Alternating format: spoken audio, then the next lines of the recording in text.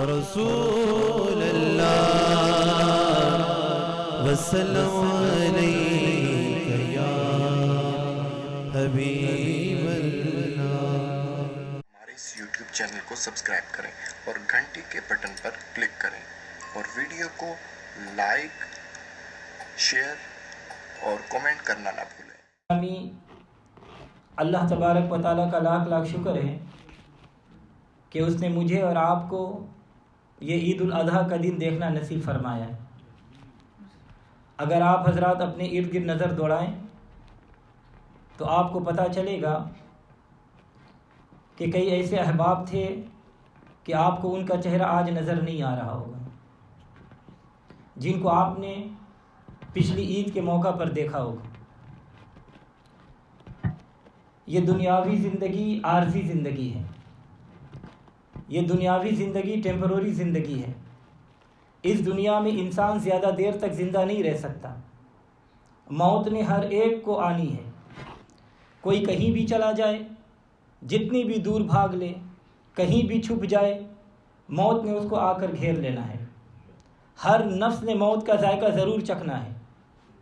اللہ تعالیٰ کی بارگاہ میں دعا ہے کہ آج جو لوگ آج کے دن ہم میں نہیں ہیں، اللہ تبارک و تعالیٰ اس عید کی برکت سے ان سب کی بخشش فرمائے، کیونکہ عید کا دن ایسا دن ہوتا ہے کہ اللہ تعالیٰ اس دن لاکھوں لوگوں کی بخشش فرما دیتا ہے۔ یہ عید کا دن مسلمانوں کے لیے بڑا ہی خوشیوں سے بھرا دن ہے، اور ہمارا عقیدہ ہے کہ خوشیوں والا دن ہم کو نبی پاک صلی اللہ علیہ وسلم کے صدقے اللہ تعالیٰ نے عطا فرمایا ہے۔ عید مغفرت کا دن ہے، عید بخشش کا دن ہے، عید رحمت کا دن ہے، عید برکت کا دن ہے، عید خوشی کا دن ہے، عید قبولیت کا دن ہے۔ اور آج تو عید الاضحیٰ کا دن ہے، اور اس دن کائنات کے گوشے گوشے میں رہنے والے مسلمان عید کی نماز ادا کرتے ہیں اور اپنی ہمت اور طاقت کے مطابق اللہ کی راہ میں جانور قربان کرتے ہیں۔ اس لیے اس کو قربانی والی عید کہا جاتا ہے۔ اس دن اللہ تبارک و تعالیٰ کے پیارے نبی حضرت ابراہیم خلیل اللہ علیہ السلام نے اللہ تبارک و تعالیٰ کی رضا کے لیے اپنے پیارے بیٹے حضرت اسماعیل علیہ السلام کے گلے پر چھری چلا دی۔ اس لیے یہ دن اللہ کی راہ میں قربانی پیش کرنے کا دن ہے۔ اللہ تعالیٰ کے پیارے خلیل حضرت ابراہیم علیہ السلام کی زندگی کا مطالعہ کرنے سے یہ پتہ چلتا ہے کہ آپ پر کیسے کیسے امتحانات آئے، آپ ان مشکل اور کٹھن راستوں سے کیسے گزرے، اور اللہ تعالیٰ کی رضا کی خاطر کیسی کیسی قربانیاں پیش کی۔ آؤ آج ہم مل کر حضرت ابراہیم علیہ السلام کو یاد کریں اور ان کی زندگی کے حالات و واقعات سے اپنے دل کو منور کریں۔ آج جو آیت کریمہ میں نے آپ حضرات کے سامنے تلاوت کرنے کا شرف حاصل کیا ہے، اس آیت مبارکہ میں اللہ تبارک و تعالیٰ ارشاد فرماتا ہے وَاذْكُرْ فِي الْكِتَابِ إِبْرَاهِيمَ إِنَّهُ كَانَ صِدِّيقًا نَبِيًّا، اور یاد کرو کتاب میں حضرت ابراہیم علیہ السلام کو، بے شک وہ سچے نبی تھے۔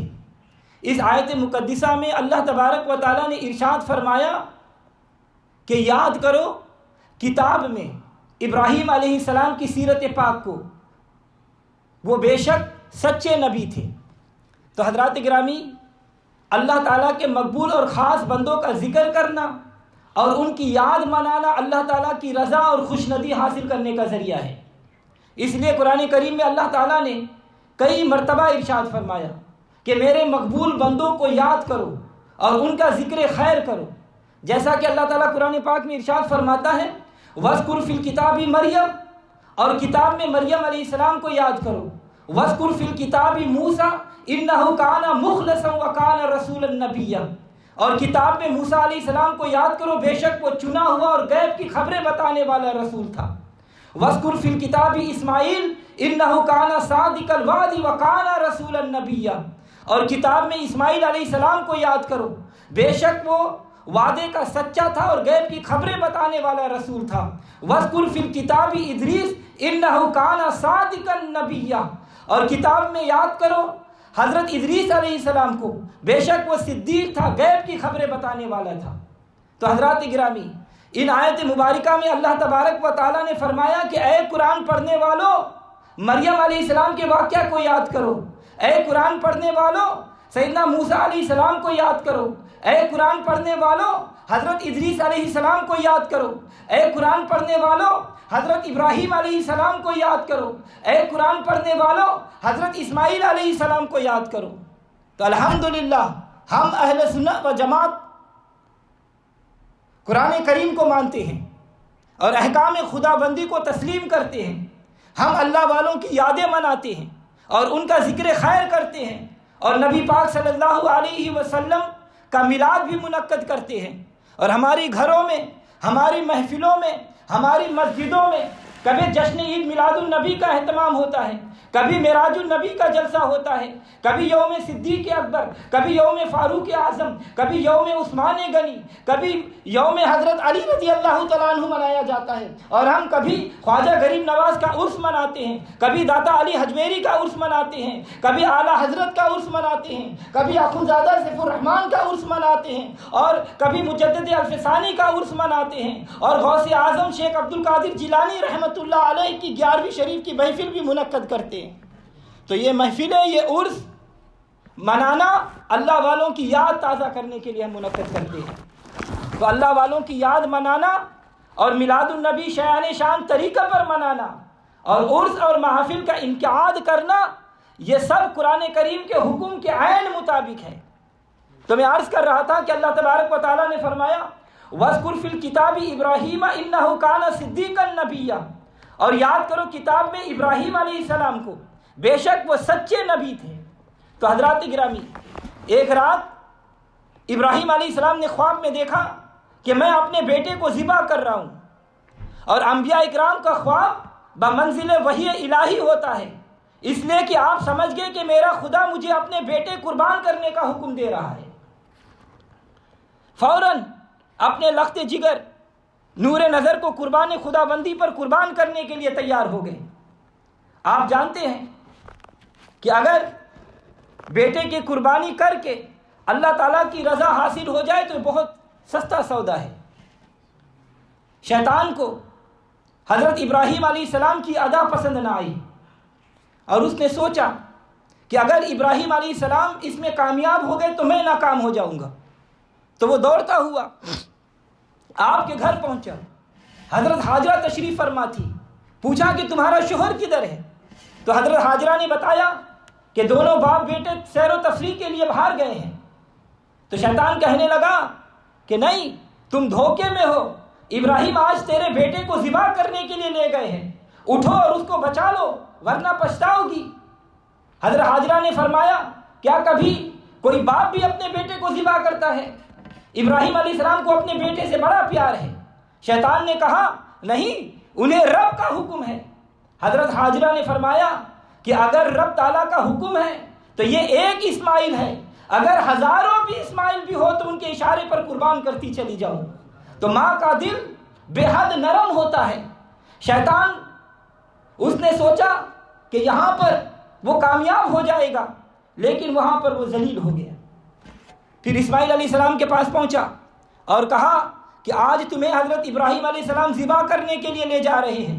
اسماعیل علیہ السلام نے فرمایا کیا کوئی باپ بھی اپنے بیٹے کو ذبح کرتا ہے؟ شیطان نے کہا کہ انہیں اللہ کا حکم ہے۔ حضرت اسماعیل علیہ السلام نے فرمایا کہ اگر رب تعالیٰ میری قربانی لے کر راضی ہو جائے تو مجھے اور کیا چاہیے؟ یہ تو میرے لیے بہت بڑی سعادت ہے، خوشی سے جان کا نذرانہ پیش کروں گا، بلکہ میں تو یہی کہوں گا کہ جان دی ہوئی اسی کے تھی، حق تو یہ ہے کہ حق ادا نہ ہوا۔ شیطان آخری وار آزمانے کے لیے حضرت ابراہیم علیہ السلام کے پاس پہنچا اور کہا کہ اے ابراہیم، آپ کو بڑھاپے میں ایک بیٹا ملا ہے، وہ بھی اتنا حسین و جمیل ہے، اسے ذبح کرنے کے لیے لے جا رہے ہو، تمہارا نام لینے والا کوئی نہیں رہے گا، تمہاری نسل ختم ہو جائے گی، تمہارا خاندان مٹ جائے گا۔ تم کہتے ہو کہ میں نے خواب دیکھا ہے، یہ خواب شیطانی بھی ہو سکتا ہے۔ اگر اللہ نے حکم دینا ہوتا تو حضرت جبریل کو آپ کے پاس بھیج کر دے دیتے۔ حضرت ابراہیم علیہ السلام نے فرمایا کہ شیطان مردود، میرا خواب شیطانی نہیں بلکہ میرا خواب رحمانی ہے، تو شیطان مردود تیرا داؤ مجھ پر نہیں چل سکتا۔ پھر آپ نے کنکر مار کر اسے بھگایا۔ تو یہ عمل حضرت ابراہیم علیہ السلام نے 3 مرتبہ کیا۔ تو اللہ تبارک و تعالیٰ کو یہ کنکر مارنے اتنے پسند آئے کہ اللہ تعالیٰ نے قیامت تک آنے والے حاجیوں کو حکم فرمایا کہ اس مقام پر کنکریاں مار کر حضرت ابراہیم علیہ السلام کی یاد تازہ کرو۔ تو جب دونوں باپ بیٹے ایک گوشہ تنہائی میں پہنچے تو حضرت ابراہیم علیہ السلام نے اپنے پیارے بیٹے اسماعیل علیہ السلام کو کہا، یا بنیا انی ارا فی المنام انی اذبحک فانظر ماذا تری، اے میرے پیارے بیٹے میں نے خواب میں دیکھا ہے کہ میں تمہیں ذبح کر رہا ہوں، اب بتا تیری کیا رائے ہے؟ اسماعیل علیہ السلام نے جواب دیا، یا ابات افعل ما تؤمر ستجدونی انشاءاللہ من الصابرین، کہ اے میرے والد کر ڈالیے آپ کو جس بات کا حکم دیا گیا ہے، اللہ تعالیٰ نے چاہا تو آپ مجھے صبر کرنے والوں میں سے پائیں گے۔ ابا جان میرے ہاتھ اور پیر رسی سے باندھ لیجئے، کہیں ایسا نہ ہو کہ بے خبری میں انہیں ہلا بیٹھوں اور آپ پر میرے خون کے چھینٹے پڑ جائے۔ اللہ اکبر۔ اور میرا چہرہ زمین کی طرف لٹا دیجئے تاکہ کہیں ایسا نہ ہو کہ میرے چہرے پر نظر پڑے اور چھری چلنے سے رک جائے۔ یہ فیضان نظر تھا یا مکتب کی کرامت تھی؟ یہ فیضان نظر تھا یا مکتب کی کرامت تھی؟ سکھائے کس نے اسماعیل کو آداب فرزندی؟ تو اللہ تعالیٰ کے خلیل نے ایسا ہی کیا، زمین پر لٹاتے ہوئے چہرہ زمین کی طرف کر دیا۔ اللہ تبارک و تعالیٰ نے اس ادا کو بیان فرمایا، فلما اسلما وتلہ للجبین، باپ نے بیٹے کو پیشانی کے بل لٹا دیا۔ حضرت ابراہیم علیہ السلام نے تیز چھری گردن پر رکھ کر پوری قوت سے چلائی، قوت پیغمبری سے چھری چلائی، لیکن بال تک کٹنے نہیں پایا۔ چھری کو تیز کیا لیکن چھری اثر انداز نہیں ہوئی۔ آپ نے یہ عمل 3 مرتبہ کیا لیکن کوئی اثر نہیں ہوا۔ جب کوئی اثر نہیں ہوا تو حضرت ابراہیم علیہ السلام نے چھری کو پھینکا۔ چھری نے اللہ کی بارگاہ میں عرض کیا کہ یا اللہ مجھے زبان عطا کر تاکہ میں اپنے بے بسی کا اظہار کر سکوں۔ چھری نے عرض کی، اے ابراہیم حضور آپ مجھ سے کیوں ناراض ہو؟ ابراہیم علیہ السلام نے فرمایا کہ تو نے میرے حکم کی تعمیل کیوں نہیں کی، اسماعیل کو ذبح کیوں نہیں کیا؟ چھری نے عرض کیا، حضور کبھی کوئی باپ بھی اپنے بیٹے کو ذبح کرتا ہے؟ حضرت ابراہیم علیہ السلام نے فرمایا کہ مجھے خدا نے حکم دیا ہے۔ چھری نے عرض کی کہ جس خدا نے آپ کو 1 مرتبہ حکم دیا ہے کہ بیٹے کو ذبح کرو، اس خدا نے مجھے 70 مرتبہ کہا ہے کہ بال تک نہ کٹنے پائے، میرا کیا قصور ہے؟ حضرت اسماعیل کی جگہ ایک مینڈا ذبح ہو گیا جو کہ حضرت جبریل علیہ السلام جنت سے لائے تھے۔ حضرت اسماعیل علیہ السلام کو بچا لیا گیا۔ اللہ تبارک و تعالیٰ قرآن پاک میں فرماتا ہے، قد صدقت رویا ان کذالک نجزی المحسنین ان ھذا لہو البلاء المبین وفدینہ بذبح عظیم۔ اے ابراہیم بے شک تو نے خواب سچ کر دکھایا، ہم ایسا ہی صلہ دیتے ہیں نیکوں کو۔ بے شک یہ بڑی کھلی آزمائش تھی اور ہم نے ایک بڑا ذبیحہ اس کے فدیہ میں دے کر اسے بچا لیا۔ تو حضرات گرامی توجہ چاہوں گا، یہ ہے اسلام کی تعلیم کا خلاصہ، یہ ہے اسلام کی تعلیم کا خلاصہ کہ اپنے آپ کو، اپنی ہر چیز کو اللہ کے لیے قربان کر دینا۔ غریب و سادہ و رنگین ہے داستان حرم، نہایت اس کی حسین ابتدا اسماعیل ہے۔ تو حضرات گرامی اس عظیم شان قربانی کی فرش سے لے کر عرش تک دھوم مچ گئی۔ اللہ تعالیٰ نے اپنے خلیل پر انعامات کی بارش برسا دی۔ اِنَّا كَذَلِكَ نَجْزِي الْمُحْسِنِينَ، ہم ایسا ہی صلہ دیتے ہیں نیکوں کو۔ وَفَدَيْنَهُ بِذِبْحٍ عَظِيمٍ، اور ہم نے ایک بڑا ذبیحہ اس کے فدیہ میں دے کر اسے بچا لیا۔ وَتَرَكْنَا عَلَيْهِ فِي الْآخِرِينَ، اور ہم نے پچھلوں میں اس کی تعریف باقی رکھی۔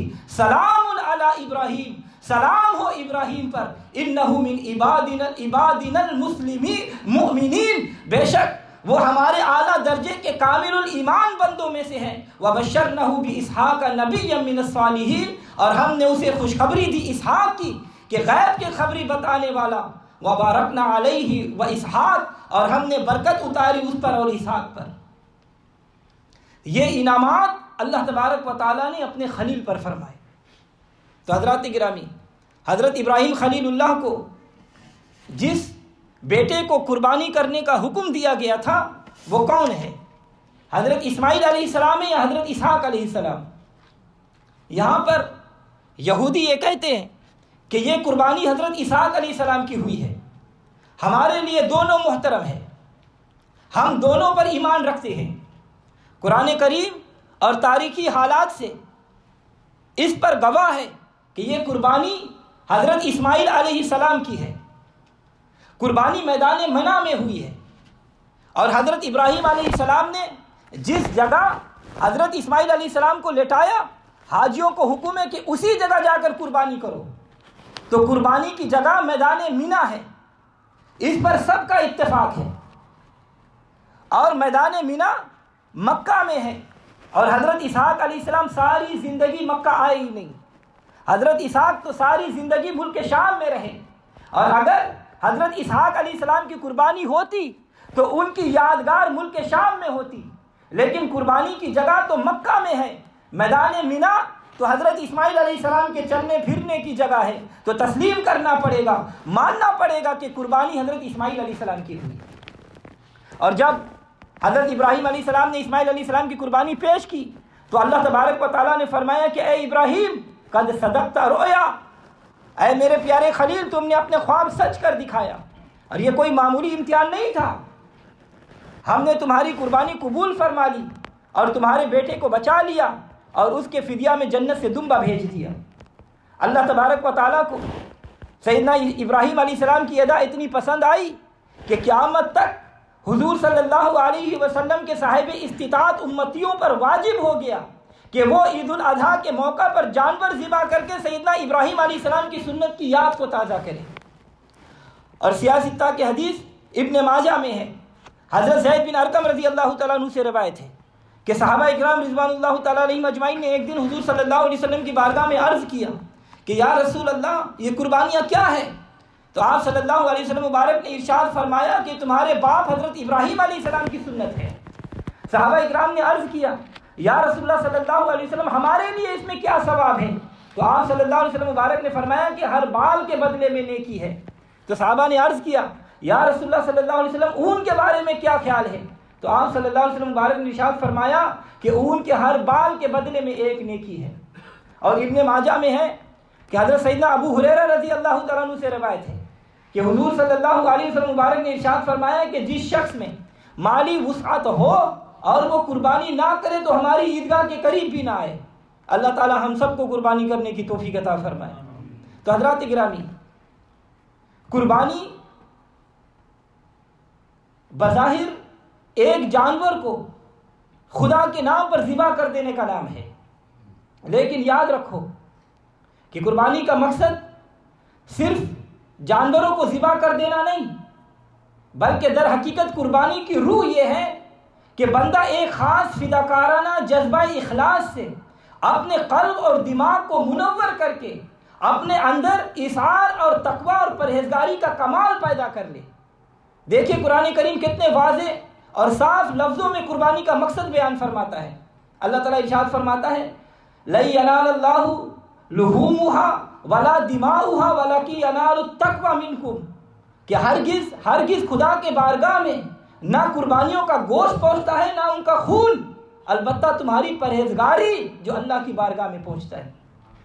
تو حضرات گرامی یہی وجہ ہے کہ ہر عمل خیر کی طرح قربانی میں بھی اخلاص کا جذبہ شرط ہے، اور ہمیں اسی اخلاص پر عمل کرنے کا حکم دیا گیا ہے۔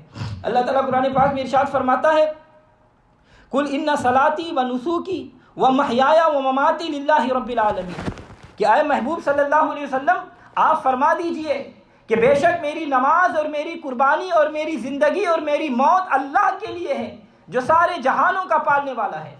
تو حضرات گرامی اس آیت نے جھنجھوڑ کر بتا دیا کہ در حقیقت وہی قربانی قبول اور قربانی کہلانے کے مستحق ہے کہ جس میں یہ جذبہ اخلاص ہو اور وہ صرف اللہ کی رضا اور خوشنودی حاصل کرنے کے لیے ہو۔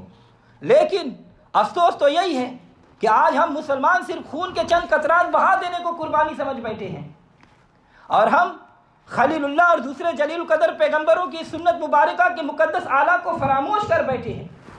قربانی کے مقصد اور اس کے ثمرات اور نتائج کیا ہے؟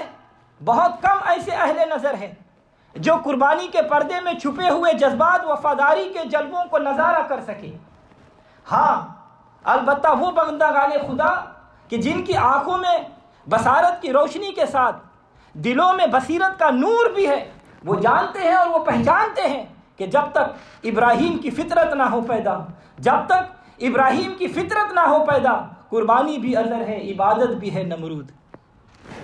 اور در حقیقت حضرات گرامی، یہ بہت ہی اہم اور ضروری چیز ہے کہ مومن ہر چیز کو آنکھوں کی بصارت سے دیکھنے کے ساتھ ساتھ دل کی بصارت کے نور سے بھی مشاہدہ کرتا رہے۔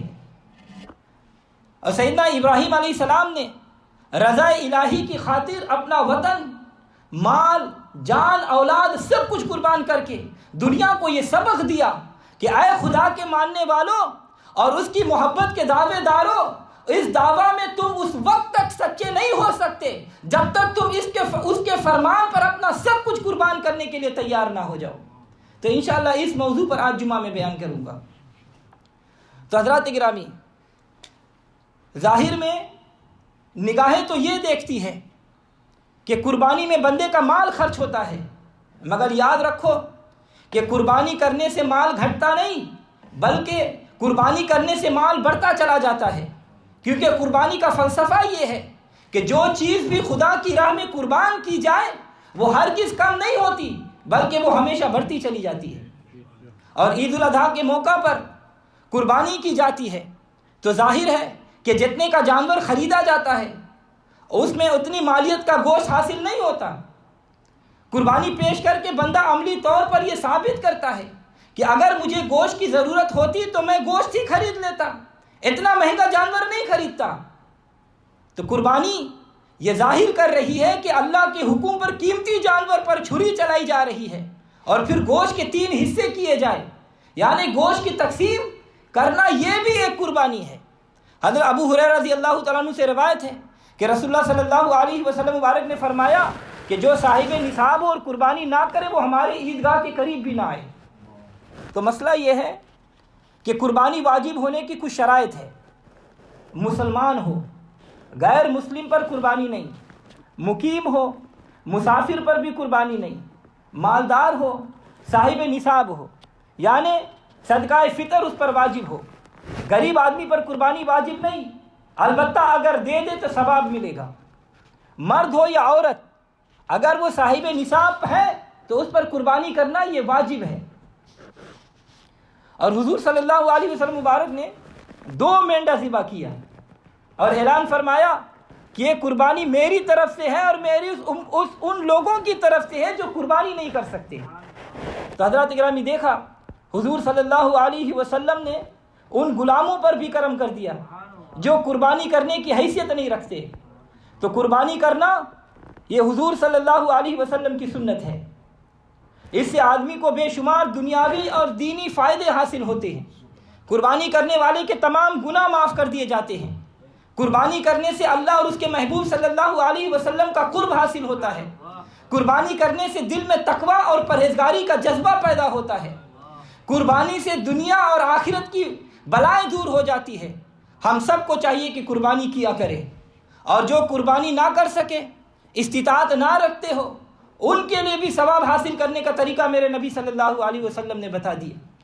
حضور صلی اللہ علیہ وسلم کی بارگاہ میں سوال کیا گیا کہ یا رسول اللہ صلی اللہ علیہ وسلم، جو لوگ قربانی نہ کر سکے وہ قربانی کا ثواب کس طرح حاصل کریں گے؟ تو آپ صلی اللہ علیہ وسلم مبارک نے ارشاد فرمایا کہ وہ 4 رکعت نماز اس طرح ادا کریں کہ ہر رکعت میں سورہ فاتحہ کے بعد 11 مرتبہ سورہ کوثر پڑھیں تو اللہ تعالیٰ ان کے نامہ اعمال میں 60 قربانیاں لکھ دے گا۔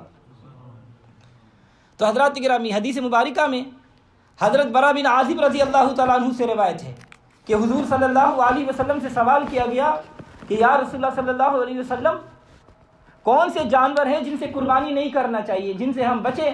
تو آپ صلی اللہ علیہ وسلم مبارک نے ہاتھ کے اشارے سے ارشاد فرمایا کہ 4، لنگڑا جس کا لنگڑا پن ظاہر ہو، اندھا جس کا اندھا پن ظاہر ہو، بیمار جس کی بیماری ظاہر ہو، اور ایسا کمزور کہ جس کی ہڈیوں میں گوشت نہ ہو۔ تو ایسے جانور کی قربانی جائز نہیں، اور قربانی کے جانور کو ہر عیب سے خالی ہونا یہ لازمی ہے۔ اگر تھوڑا سا عیب ہو تو قربانی مکروہ ہے، زیادہ عیب ہو تو نہیں ہوگی۔ اور اگر سینگ مانگ تک ٹوٹ گیا ہے تو اس کی قربانی جائز نہیں، اور اگر پیدائشی طور پر سینگ نہیں ہے تو قربانی ہو جائے گی، اور اگر پیدائشی طور پر سینگ چھوٹے چھوٹے ہو تو بھی قربانی جائز ہے، کر سکتے ہیں۔ اور خصی جانور، بدیا جانور، اس کی قربانی بھی جائز ہے، اور خود ہمارے نبی صلی اللہ علیہ وسلم مبارک نے یہ فرمائی ہے۔ اور جن کے دم تیل اگر 1/3 سے کم کٹے ہو تو قربانی جائز ہے، اگر تھوڑا سا کٹا ہو تب، زیادہ تب نہیں۔ اور کانا جانور جس کا کانا پن ظاہر ہو اس کی قربانی جائز نہیں۔ اور بیمار جس کی بیماری ظاہر ہو تو اس سے بھی قربانی جائز نہیں ہے۔ تو جو قربانی کرتے ہیں وہ ذرا جانور کو دیکھ کر قربانی کرے، ایسے نہیں آپ کسی کو بول دیتے کہ ہماری طرف سے قربانی کر دو، تو آپ خود جانور کو دیکھیں پھر قربانی کریں۔ اور جس کے کان پیدائشی طور پر بالکل دونوں یا ایک نہ ہو تو اس کی قربانی بھی جائز نہیں ہے۔ اور جس کے دانت نہ ہو یا تھن کٹے ہو، یعنی بکری کا 1 اور بھینس کے 2 تھن کٹے ہو تو ایسے جانور کی قربانی جائز نہیں ہے۔ تو قربانی کے جانور کون سے ہیں جو یہاں پر کرتے ہیں ہم؟ گائے ہے، بیل میل یا فیمیل، بکرا میل یا فیمیل، دمبا میل یا فیمیل، اس سب کی قربانی جائز ہے۔ اور گائے میں 7 آدمی حصہ لے سکتے ہیں، اور سب حصے دار کی نیت، توجہ چاہوں گا، بہت اہم مسئلہ ہے، سب حصے داروں کی نیت اللہ تعالیٰ کی رضا کے لیے ہو، ورنہ قربانی نہیں ہوگی۔ اگر ایک کی نیت گوشت لینے کی ہوئی، قربانی مقصد نہ تھی، تو سب کی قربانی بیکار ہو جائے گی۔ اور سب ایک ہی مذہب کے ہو، یعنی اہل سنت و جماعت میں سے ہو۔ اگر کوئی وہابی دیوبندی ساتھ میں ہے تو قربانی کسی کی نہیں ہوگی۔ اور بکرا وغیرہ جو ہے اس میں صرف ایک آدمی حصہ لے سکتا ہے، ایک آدمی کی طرف سے بکرا یا دمبا ہوگا۔ اور جو لوگ دنیا سے چلے گئے ہیں، فوت ہو گئے ہیں، تو ان کے لیے بھی قربانی کر سکتے ہیں، ان کا ثواب ضرور ملے گا۔ لیکن ہمارے اوپر قربانی واجب ہے، پہلے اپنا کریں گے، باقی ان لوگوں کے لیے کریں گے۔ اور چھری کو تیز کریں، آرام سے جانور کو گرائے، اور گرتے وقت جھٹکے کی وجہ سے جانور عیبدار ہو گیا تو وہی قربانی دے، یہ جائز ہے۔ کیونکہ بہت سے لوگ مسئلہ پوچھتے ہیں یہاں پر تو قربانی ہم کر نہیں سکتے ہیں، بڑا مشکل ہوتا ہے، جانور کو گرا نہیں سکتے ہیں، تو اس کو شوٹ کیا جاتا ہے، تو اس وقت اگر وہ زخمی ہو جاتا ہے تو قربانی کر سکتے ہو جائے گی، مجبوری کی حالت ہے۔ اور ایک جانور کے سامنے دوسرے جانور کو ذبح نہ کریں، جانور کو ذرا ٹھنڈا ہونے دیں، پھر اس کا کھال اتاریں، اور ذبح کے وقت نیت کریں اور بعد میں قبولیت کی دعا کریں۔ اور حصے دار اگر جو بیل وغیرہ میں حصہ لیتے ہیں تو گوشت وزن کر کے دے، اندازے سے نہ دے، اس طرح دوسرے کا حق رہ جائے گا۔ اور قربانی کے گوشت کے 3 حصے کریں، ایک اپنے اہل و عیال کے لیے، دوسرا دوست و احباب کے لیے، اور دوسرا غریب اور مسکین کے لیے۔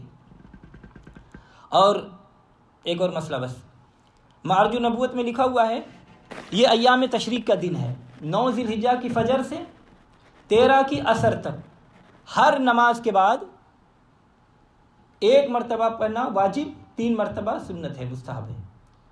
اس کا واقعہ یہ ہے، روایتوں میں آتا ہے کہ جبریل علیہ السلام جب مینڈا کو لے کر جنت سے چلے تو انہوں نے اللہ اکبر کہا۔ جبریل علیہ السلام کی صدا سن کر حضرت ابراہیم علیہ السلام نے لا الہ الا اللہ واللہ اکبر پڑھا۔ اسماعیل علیہ السلام نے جب آنکھیں کھول کر فدیہ کے طور پر آئے ہوئے مینڈے کو دیکھا تو فرمایا اللہ اکبر وللہ الحمد۔ تو اللہ تبارک و تعالیٰ کو یہ کلمات اتنے پسند آئے کہ ایام تشریق میں ہر نماز کے بعد ان کلمات کا پڑھنا واجب